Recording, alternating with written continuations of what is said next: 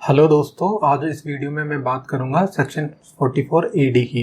इस सेक्शन के अकॉर्डिंग जो भी बिजनेसमैन जिनका टर्नओवर 2 करोड़ या उससे कम है वो अपने ग्रॉस रिसीट का या टर्नओवर का 6% या 8% अपना प्रॉफिट शो करके आईटीआर फाइल कर सकते हैं। राइट, इस केस में बहुत सारे बेनिफिट्स हैं जो गवर्नमेंट ने दिए गए हैं और प्लस ये सेक्शन मैंडेटरी नेचर का है।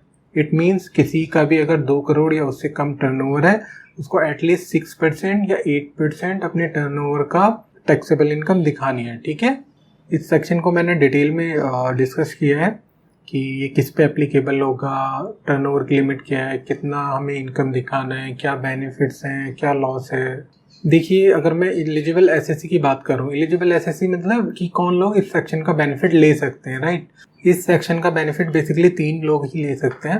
पहला हो गया रेजिडेंट इंडिविजुअल, ठीक है। सेकंड हो गया HUF, Hindu undivided family. Third हो गया पार्टनरशिप फर्म। ठीक है, सिर्फ 3 लोग ही इस सेक्शन का बेनिफिट ले सकते हैं। कोई प्राइवेट लिमिटेड कंपनी, एलएलपी को स्पेशली एक्सक्लूड किया गया है। राइट, या फिर दूसरे कॉर्पोरेट सोसाइटी हो गया, एओपी, बीओआई इस सेक्शन का बेनिफिट नहीं ले सकते। राइट, सिर्फ तीन ही पर्सन इस सेक्शन का बेनिफिट ले सकते हैं, resident individual, HUF and partnership firm. देखिए, इस सेक्शन का बेनिफिट एलएलपी नहीं ले सकती है, ऑल्दो वो भी पार्टनरशिप फर्म होती है, बट पार्टनरशिप फर्म में एलएलपी को स्पेशली एक्सक्लूड किया है। तो इट मीन्स नॉर्मल जो नोटराइज पार्टनरशिप फर्म होती है वो इस सेक्शन का बेनिफिट ले सकती है अदर देन एलएलपी। देखिए, ये सेक्शन सभी पर अप्लीकेबल हो गया, सभी टाइप के बिजनेस पर। इसमें 4 बिजनेस सिर्फ एक्सक्लूड किए हैं, मतलब अगर आप ये 4 बिजनेस करते हैं तो सेक्शन 4480 आप पर एप्लीकेबल नहीं है। फर्स्ट हो गया, अगर आप प्रोफेशनल हैं और आपका प्रोफेशन डिफाइंड है सेक्शन 44AA में। सेकंड हो गया, अगर आप कोई कमीशन या ब्रोकरेज इनकम होती है। थर्ड हो गया, अगर आप कोई एजेंसी बिजनेस करते हैं। राइट, एंड फोर्थ हो गया प्लेइंग, हायरिंग और लीजिंग गुड्स कैरियर्स। अगर इन 4 में आप डील करते हैं तो इस सेक्शन का बेनिफिट आपको नहीं मिलेगा, मतलब ये सेक्शन आप पर एप्लीकेबल नहीं है। राइट, एंड इन 4 बिजनेस के अलावा अगर आप कोई भी बिजनेस करते हैं लाइक ट्रेडिंग, मैन्युफैक्चरिंग, सर्विस, सभी पर सेक्शन 44AD मैंडेटरी एप्लीकेबल है। राइट, और ये जो 4 बिजनेस दिए हैं इनको छोड़कर देखिए, इसमें एक लिमिट दी है, टर्नओवर लिमिट। ये सेक्शन सिर्फ तभी तक एप्लीकेबल होगा अगर आपकी जो ग्रॉस रिसीट या टर्नओवर बिजनेस की 2 करोड़ तक है, अप टू 2 CR या उससे कम। इन केस आपका 2 CR से एक्सीड करता है तो सेक्शन 44AD एप्लीकेबल नहीं होगा। देखिए, अगर ये सेक्शन आप पर एप्लीकेबल होता है तो जो आपकी ग्रॉस रिसीट्स हैं या टर्नओवर है उसको 2 कैटेगरी में आपको डिवाइड करना होता है। एक हो गया बैंक रिसीट्स या बैंक का टर्नओवर आप बोल सकते हो, एंड सेकेंड हो गया कैश रिसीट। राइट, अगर आपकी बैंक में डायरेक्टली बैंक से कोई पेमेंट आ रहा है, ठीक है, चाहे वो आपका एनईएफटी के थ्रू आए, आरटीजीएस, आपका आजकल यूपीआई पेमेंट्स आ रही हैं, उस टाइप से कोई भी अगर एक बैंक से आपके बैंक में डायरेक्ट पेमेंट आ रहा है तो वो बैंक रिसीट की कैटेगरी में जाएगा। जो आपका कैश कलेक्शन होता है वो कैश रिसीट की कैटेगरी में जाएगा। इसमें जो भी आपकी ग्रॉस रिसीट है बैंक के थ्रू, उस पर 6%, ग्रॉस रिसीट का 6% आपको कैलकुलेट करना है, वो आपकी इनकम कहलाएगी। और जो अदर देन बैंक रिसीट है, मतलब कैश रिसीट होगी, उस पर आपको ग्रॉस कैश रिसीट का 8% कैलकुलेट करना है, वो आपकी इनकम होगी। इट मीन्स बैंक रिसीट का 6%, कैश रिसीट का 8%, दोनों का टोटल करेंगे वो आपकी टोटल प्रिजम्पटिव इनकम कहलाएगी अंडर सेक्शन 44AD। देखिए, आपका एक्चुअल में प्रॉफिट चाहे 10% है ग्रॉस रिसीट का या आपका और ज़्यादा है, बट लॉ में लिखा हुआ है कि 6% आपको बैंक रिसीट का लेना है, कैश का 8% लेना है। देखिए, इनकम टैक्स लॉ के अकॉर्डिंग आपको ग्रॉस रिसीट का 6% या 8% कैलकुलेट करना है, वही आपके प्रिजम्पटिव इनकम मान ली जाती है for the purpose of income tax calculation के लिए। मे बी पॉसिबल एक्चुअल में आपके जो इनकम है वो इससे ज़्यादा हो, मे बी पॉसिबल इससे कम हो, ठीक है, but income tax point of view से आपको 6% या 8% इनकम डिस्क्लोज करनी होती है इस सेक्शन में। देखिए, इस सेक्शन का क्या कंसिक्वेंस होंगे अगर आप सेक्शन 44AD में अपनी आईटीआर फाइल करते हैं या इनकम डिक्लेयर करते हैं। राइट, देखिए, पहला जो इसका बेनिफिट है जो मुझे बहुत अच्छा लगता है ये कि सेक्शन 44AD अगर आप चूज करते हैं तो आपको बुक्स ऑफ अकाउंट मेंटेन करने की ज़रूरत नहीं है। इट मीन्स आप जस्ट अपना बैंक स्टेटमेंट देंगे और आपको रीजनेबली प्रूफ करना है कि ये मेरी बिजनेस से इनकम है, तो टोटल का हम सिर्फ 6% या 8% कैलकुलेट कर लेंगे। आपसे कोई बहुत ज़्यादा बुक्स अकाउंट नहीं मांगी जाएंगी। आपको बुक्स ऑफ अकाउंट मेंटेन करने की ज़रूरत नहीं है कि टोटल सेल्स कब हुई, किससे हुई, किस पार्टी को कितना देना है, कितना लेना है, उस टाइप की चीज़ें डिटेल में मेंटेन करने की ज़रूरत नहीं है। ठीक है, देखिए इनकम टैक्स लॉ के अकॉर्डिंग आपको बुक्स ऑफ अकाउंट मेंटेन करना एक लिमिट के बाद मैंडेटरी होता है। ठीक है, बट अगर आप सेक्शन 44 AD चूज करते हैं तो आपको बुक्स ऑफ अकाउंट मेंटेन करने की ज़रूरत नहीं है। ठीक है, तो इट मीन्स कल को आप सेक्शन 44 AD में सपोज आप ITR फाइल कर रहे हो तो कल को असेसिंग ऑफिसर आपसे ये नहीं बोल सकता कि हाँ जी मुझे सेल का डिटेल्ड इन्फॉर्मेशन दीजिए, परचेज का डिटेल इन्फॉर्मेशन दीजिए, कैश लेजर दीजिए, उस टाइप की चीज़ें नहीं होंगी। Right, so this is the best benefit in this section. And मैं सेकंड बेनिफिट की बात करूँ, देखिए वॉलंटियर डिक्लेयर ए हाई इनकम, आपके पास एक ऑप्शन होता है। और एग्जांपल अगर आपको लग रहा है कि आपकी इनकम 6% या 8% से ज़्यादा है तो आप ज़्यादा डिस्क्लोज कर सकते हो। ये एक ऑप्शन है, मैंडेटरी नहीं है। राइट, अगर आपका एक्चुअल में प्रॉफिट ज़्यादा है और आप 6% या 8% डिस्क्लोज कर रहे हो जो कि लॉ में लिखा हुआ है, तब भी आपकी ITR वैलिड मानी जाएगी, उसको कोई चैलेंज नहीं करेगा। ठीक है, तो वॉलंटरी आपके पास ऑप्शन है कि आप हायर इनकम भी डिस्क्लोज कर सकते हैं। एंड देखिए थर्ड इसमें ऑप्शन है deduction under section 30 to 38 deem to be allowed.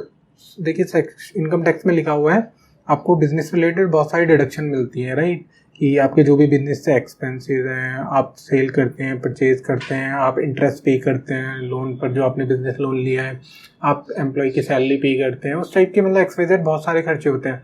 तो इस सेक्शन में अगर आप इनकम डिस्क्लोज करते हैं तो ये मान लिया जाएगा वो सब खर्चे आपको मिल चुके हैं, ये अज्यूम कर लिया जाएगा। राइट, आपको अलग से उनका डिडक्शन नहीं मिलेगा, क्योंकि अगर फॉर एग्जांपल आप 8% भी कैश रिसीट का डिस्क्लोज कर रहे हैं तो इट मीन्स 92% आपको एज ए एक्सपेंस अलाउड ही हो रहा है ना प्रिजम्पटिव बेसिस पर। सिर्फ आप 8% पर टैक्स दे रहे हैं तो इट मीन्स वो एडिशनली आपको खर्चे नहीं देंगे। फोर्थ आपका benefit, no additional deduction for partners remuneration. देखिए ये बेसिकली अब चेंज आया था 2-4 साल पहले इनकम टैक्स में। पहले क्या रहता था, पहले ये होता था कि पार्टनरशिप फर्म भी 6% या 8% इनकम डिक्लेयर करती थी। राइट, जो भी वैल्यू आती थी 8% या 6% के हिसाब से, उसमें से फर्दर पार्टनर रिम्यूनरेशन माइनस किया जाता था।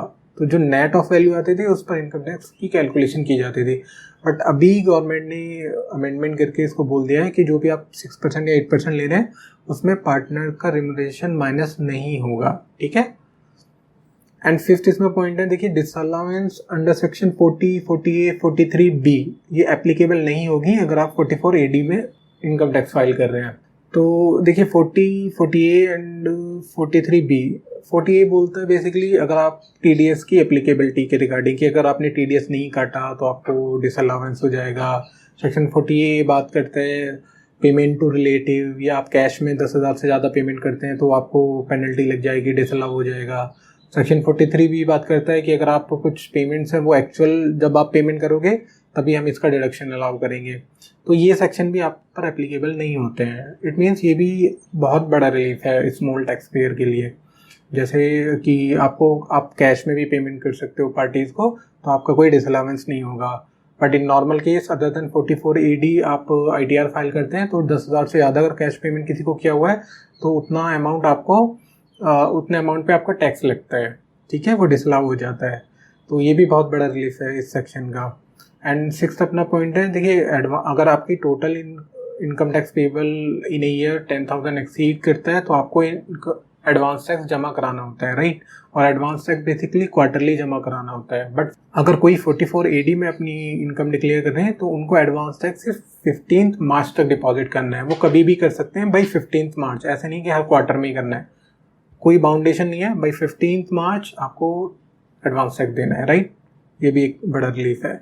देखिए अगर आपका टर्नओवर या ग्रॉस रिसीट 2 करोड़ या उससे कम है तो आपको मैंडेटरी इनकम का 6% या 8% इनकम डिस्क्लोज करना होता है टैक्स के लिए, इनकम टैक्स के लिए। ठीक है, तो ये मैंडेटरी सेक्शन है कि इतना करना ही करना है। फॉर एग्जांपल ये भी सिचुएशन हो सकती है कि हाँ जी हमारा टर्नओवर 2 करोड़ से ऊपर चला गया तो क्या होगा, या हमारी जो एक्चुअल में इनकम है वो 6% या 8% से कम है। तो देखिए इन दोनों केसेस में बेसिकली ये ऑडिट में कवर्ड हो जाएंगे। ऑडिट में सिर्फ 2 ही सिनेरियो में आप कवर्ड होंगे, या तो आप बोलें कि हमारी जो इनकम डिस्क्लोज करनी है वो 6% या 8% से कम करना है। ठीक है, तो in that case audit mandatory applicable है।